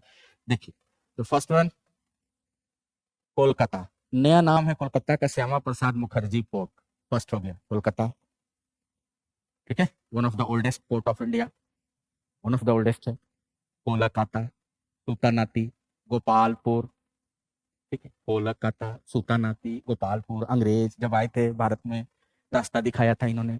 गेटवे है, war of Plassey, open the gateway for India, है ना, open the gateway for Britishers in India, है ना, रास्ता दिखाया, आओ आओ सरेंडर करो, है ना। तो कोलकाता, इतनी ज्यादा उस पे कंजेशन हो गया, बार बार पानी के जहाज आने से जाने से कंजेशन बढ़ गया। ठीक है, कल देखा होगा, कल माननीय प्रधानमंत्री जी कल क्या हो रहा है उसमें, हुगली नदी में बहुत अच्छे फोटोग्राफर हैं इनके पास। 1980s के दौर में, उस जमाने में बहुत हाई क्लास कैमरा होते थे सर के पास, तो उस बहुत अच्छा इनको फोटोग्राफी का शौक है। कल बहुत बढ़िया उन्होंने फोटो लिया है हावड़ा ब्रिज का, है ना। तो देखिए कहाँ पे, वही हुगली, है ना, हुगली, श्यामा प्रसाद मुखर्जी पोर्ट, नया नाम कोलकाता। तो चूंकि बार बार पानी के जहाज आने से जाने से क्या होता है, कंजेशन हो जाता है। तो सेकंड यहाँ पे हमने खोला हल्दिया, जस्ट कोस्ट के पास। Kolkata is situated 12 miles inside the coast. Kolkata is in fact situated 12 miles inside the coast. So just to reduce the burden, just to reduce the congestion from the Kolkata port, recently government of India started Haldia port, just to reduce the congestion from the Kolkata port. वो tidal port है कोलकाता, जब 6-6 घंटे तक पानी की जहाज अंदर अटकी रहती है। जब टाइड आएंगे, ज्वार भाटा आएंगे, पानी की जहाज अंदर जाएंगे, माल लोड होगा, अनलोड होगा, तब ना वापस आएगी भाई जहाज। हाँ, सिल्टेशन वगैरह बहुत ज्यादा होता है। तो फिर भारत सरकार ने क्या किया कि भाई ऐसे तो बहुत टाइम लगेगा, टाइम किसके पास है, किसी के पास नहीं, चलो एक साइड में लेके आओ। अब क्या किया, पोस्ट के पास खोल दिया भारत सरकार ने, कोलकाता, दूसरा है हल्दिया।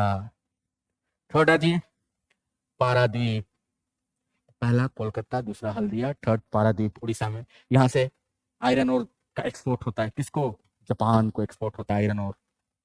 नेक्स्ट देखिए विशाखापत्तनम, विशाखापत्तनम डॉल्फिन स्नोज बोलते हैं, डॉल्फिन मछली की नाक। किस शहर को कहा जाता है डॉल्फिन मछली की नाक, डॉल्फिन स्नोज। इसकी आकृति, इसका शेप कुछ ऐसे है, यूं हुक की तरह, डॉल्फिन मछली के। ठीक है, तो ये लैंडलॉक पूरी तरह से नहीं है, पार्शियल लैंडलॉक्ड है, पूरी तरह से लैंडलॉक नहीं है ना। And it is the deepest sea port of India, Visakhapatnam. It is the deepest sea port of India, Visakhapatnam सबसे गहरा पोर्ट है भारत का, विशाखापत्तनम। ठीक है, नेक्स्ट आइए Chennai port, first artificial port of India और oldest sea port of India. ठीक है, भाई पहला आर्टिफिशियल बता रहे हैं यानी कि ओल्डेस्ट है ना। तब कोलकाता 1, पारादीप 2, विशाखापत्तनम 3, चेन्नई 4। ठीक है, एक और कौन सा जगह, अच्छा यहाँ 3, हल्दिया भी एक छूट रहा है ना, हल्दिया 2, कोलकाता 1, हल्दिया 2, पारादीप 3, विशाखापत्तनम 4, चेन्नई 5 और टूटिकोरिन 6 हो गए ईस्टर्न कोस्ट पे। देखो बंधु, लैंडलॉक मीन्स चारों तरफ धरती से घिरा हुआ। ठीक है, कहीं समुंदर नहीं, कोई स्कोप नहीं, बगल में झील तालाब हो तो लैंडलॉक नहीं बोलेंगे। ठीक है, बात समझ रहे हैं। तो कोलकाता 1, कोलकाता का नया नाम Shyama Prasad Mukherjee port. Second Haldia, third Paradip Orissa, fourth Visakhapatnam, deepest sea port of India. Okay, and partially enclosed, partial landlock, fully landlock नहीं, इसको बोलते हैं डॉल्फिन नोज, डॉल्फिन मछली के नाक की तरह उसका शेप है। Chennai first artificial port, Tuticorin. अब इसमें कोलकाता का नाम हो गया श्यामा प्रसाद मुखर्जी पोर्ट, इसका देखिए टूटिकोरिन वाले का नाम है चिदम्बरनार, चिदम्बरनार पोर्ट। हाँ, चिदम्बरनार पोर्ट। इंडिया में पहली बार इन्होंने वेसल सर्विस स्टार्ट की थी, वेसल मतलब पानी की जहाज वगैरह। वैसे भी ये लोग काफी एक्सपर्ट होते हैं, चोला लोग के जमाने से चला आ रहा है। चोला राजा जो थे, one of the most powerful army होती थी इनकी, Maldives, Sri Lanka, south east Asia सब जगह अधिकार कर लिया था चोला लोगों ने। राजेंद्र राज नाम सुने होंगे, ठीक है, सुंदर राजा नाम सुने होंगे आप लोग, है ना, उस जमाने में। तो खैर, तो तूतीकोरिन का नया नाम आपने याद रखना, चिदंबर नार। हाँ, ये पहली बार वेसल सर्विस वगैरह इस रीजन में स्टार्ट की थी इन्होंने, चिदंबर नार। ये हमने इस बार यूपीएससी के लिए भी इंपॉर्टेंट किया है इसको, चिदंबर नार को, है ना। और करीब 5-6 महीने पहले माननीय प्रधानमंत्री जी ने इसको नाम भी लिया था, उद्घाटन भी किया था। बहुत बहुत बहुत बहुत इंपॉर्टेंट, चिदंबर नार। ये हो गया इधर। ये आ जाओ ईस्टर्न कोस्ट पे, दीनदयाल, ठीक है, Deendayal Kandla. It was established just to compensate the Karachi port. After the partition, Karachi went into the favor of Pakistan. So just to compensate this one, we established Kandla. Now it is giving result. Okay, Kandla. कितना अच्छा planning था, आज ये result दे रहा। देखो second number पे Kandla, trade के ये में, वॉल्यूम के सेंस में बहुत लोग ट्रेड कर रहे हैं, है ना। पिछले 2-3 साल हालांकि यही था, कांडला बहुत ट्रेड हो रहा है। कांडला का नया नाम क्या है? दीनदयाल। नेक्स्ट देखिए अगला, मुंबई में 2 पोर्ट हैं, एक तो मुंबई पोर्ट इटसेल्फ, दूसरा हाँ Jawaharlal Nehru, JNPT, Jawaharlal Nehru port. Okay, Nhava Sheva भी बोलते हैं उसको, नहवा शेवा। तो 1, 2, 3, चौथा है मार्मुगांव, गोवा में मार्मुगांव। छठा न्यू मैंगलोर, सॉरी 5वां न्यू मैंगलोर, ठीक है, कर्नाटक। और छठा है कोचिन में। तो 6 + 6 कितने हो गए? 6 + 6 = ये 12 सी पोर्ट्स हो गए। नया क्वेश्चन इस साल के लिए क्या इंपॉर्टेंट है? चिदंबर नार पोर्ट कहाँ? तूतीकोरिन, ठीक है। और श्यामा प्रसाद मुखर्जी पोर्ट कोलकाता, और दीनदयाल पोर्ट कांडला। 6 6 12, 13वां नंबर क्या लिखा हुआ है? श्रीविजयपुरम, श्रीविजयपुरम, राइट, श्रीविजयपुरम। ओके, देखिए, हाँ, तो अभी पिछले कई साल से कांडला नंबर 1 होता था, इस बार ये सेकंड नंबर है। फर्स्ट नंबर पारादीप, ठीक है, पारादीप 1 नंबर। किसके sense? Volume of total cargo handled. Since I told you earlier also, Paradip, we used to send iron ore. Iron ore light commodity है कि हेवी कमोडिटी है? हेवी कमोडिटी, भारी है ना, बल्कि है ना। किसको? जापान को भेजते हैं। जाहिर सी बात है इसका ट्रेड वॉल्यूम क्या होगा? ज्यादा होगा। किसका? पारादीप नंबर 1 पे है भैया, 23-24 में डाटा के अनुसार, है ना। उससे पहले कौन था? कांडला ही था।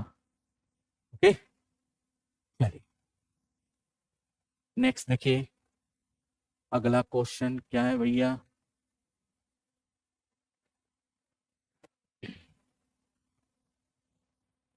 Which country has launched the massive infrastructure project Belt and Road Initiative? China. तो चाइना ने अपने इस परियोजना के तहत पूरी दुनिया को क्या कहें, हर मॉल में, हर शॉपिंग कॉम्प्लेक्स में चाइना का माल बना हुआ, और उसी SEZ की वजह से, है ना, पूरी दुनिया की इकोनॉमी पे पकड़ है, ठीक है। आप देख सकते हैं पुराने जमाने में सोचते, बीजिंग से रोड जाती थी सेंट्रल एशिया की तरफ, ओल्ड सिल्क रूट। एक रूट आती थी इंडिया की तरफ, ओल्ड सिल्क रूट। आज से नहीं, बहुत पहले से चाइना करता आ रहा है ट्रेड, सिल्क रूट, है ना। सेला और सेरा बोलते थे, सेला और सेरा। सेला से सिल्क जाता था किधर? सेंट्रल एशिया की तरफ। क्या मतलब central Asia? Uzbekistan, Kazakhstan, Kyrgyzstan, Tajikistan. जो नाम सुनते थे आप, बुखारा, जो आप नाम सुनते हैं, अलमाटी, बुखारा, फरगना वैली, है ना। बाबर कहाँ से था? फरगना वैली, बुखारा, ठीक है, समरकंद। तो उस जमाने में चीन से जाती थी रोड, सड़कें, इंडिया भी आती थी, ठीक है। नाम सुना होगा, फहियान, हुएनसांग, इधर आए, Itsing, Fahien, Hiuen Tsang, Itsing, all the Chinese people travel to India. India से कोई गया उधर? थिंक किया, कभी सोचा है क्यों नहीं गया? किस लिए आते थे इंडिया वो? यही सब थोड़ा थिंक करना है, ठीक है सर, पोल के करंट का नाम तो बता ही दिया भाई सर। रॉन्ग ऑप्शन आए तो क्या हुआ? अच्छा सर, नेचुरल पोर्ट्स भी होते हैं क्या? क्योंकि आपने बोला है ना कि फर्स्ट आर्टिफिशियल पोर्ट है चेन्नई। सारे नेचुरल ही है, दो चार को छोड़ के।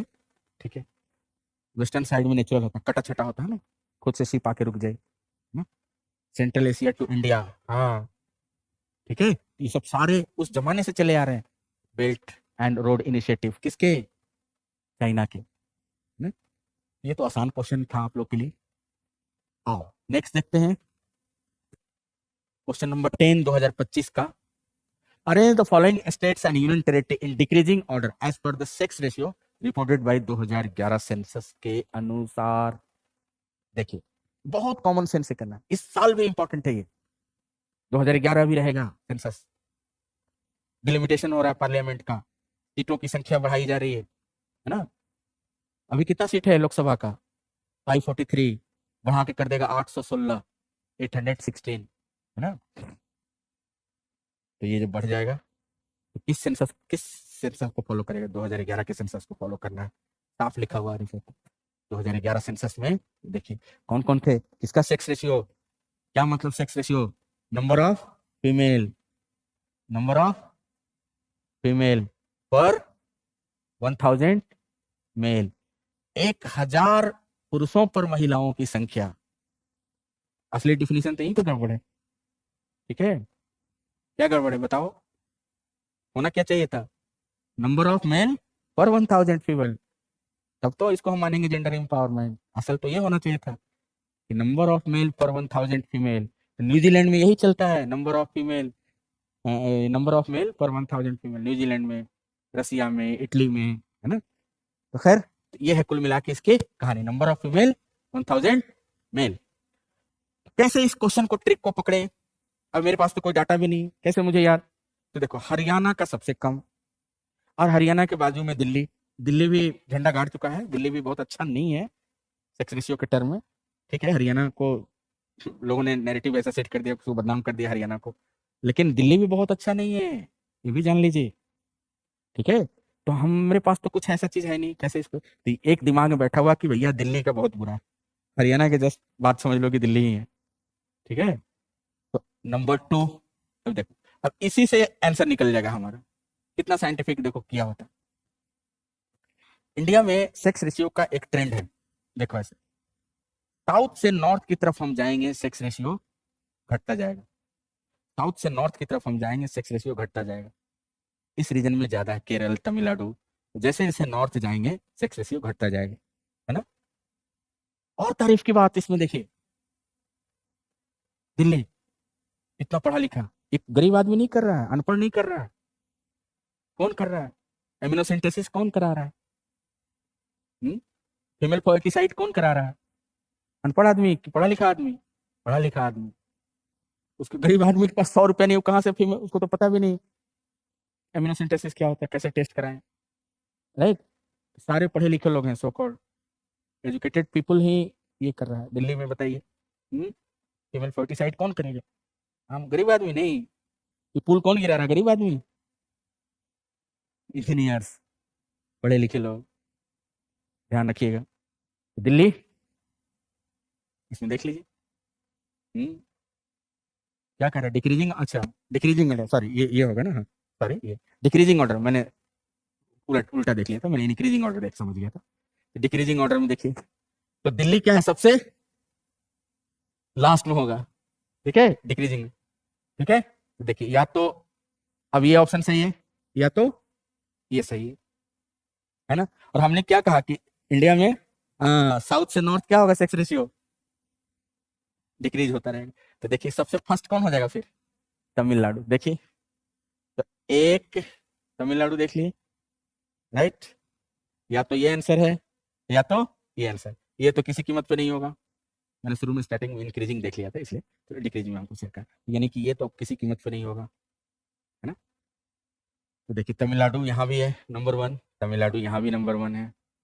दिल्ली यहाँ भी सबसे लास्ट में, यहाँ भी सबसे लास्ट में। देख रहे हो कितना चालाकी से क्वेश्चन सेट किए। सबको पता है इतना चालाकी से स्मार्टनेस क्वेश्चन में दिखाया गया सेट करने में। तमिलनाडु देखो यहाँ भी नंबर 1, यहाँ भी नंबर 1, दिल्ली यहाँ भी सबसे लास्ट, यहाँ भी सबसे लास्ट, दिल्ली तो है ही सबसे लास्ट में 6:18। तो अब सवाल उठता है कि भैया अब यहाँ क्या करें, तो यहाँ कॉमन सेंस लगाना। अच्छा मिजोरम, वाह कहाँ है भाई, नॉर्थ ईस्ट में, बड़ा सही स्टेट है, ठीक है, बहुत एजुकेटेड लोग हैं, पढ़े लिखे हैं, ठीक ठाक हैं उधर, ठीक है, इंडिया का स्कॉटलैंड है ये, है ना, स्कॉटलैंड ऑफ इंडिया बोलते हैं एकदम। तो नंबर 3 ये आ गया, और उसके बाद 4 उत्तर प्रदेश, है ना, अब नया नाम चेंज हो गया उत्तर प्रदेश का, उत्तम प्रदेश, हाँ उत्तम प्रदेश, उत्तर प्रदेश का नया नाम उत्तम प्रदेश, है ना जी। ये देखो भैया, एज पर सेंसस 2001 तमिलनाडु का 996 है, मिजोरम 975, उत्तर प्रदेश का 912, दिल्ली 868, जस्ट हरियाणा के बगल में दिल्ली, ठीक है। अगर आप दिल्ली जैसे शहर में बजट में आईएएस की तैयारी करना चाहते हैं तो इस वीडियो को एंड तक जरूर देखें। ये है बनो आईएएस।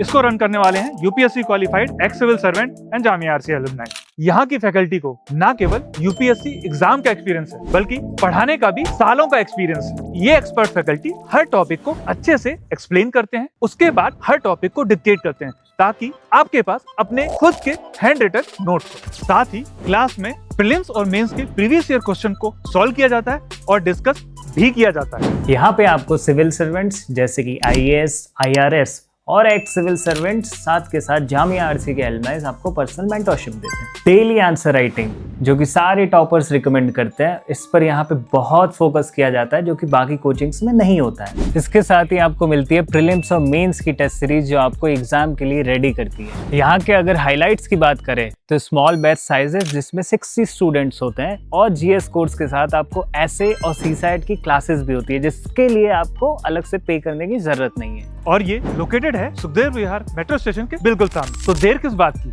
आज ही स्टार्ट करें और अपने यूपीएससी के सपने को साकार करें। थैंक यू फॉर वॉचिंग बनो आईएएस।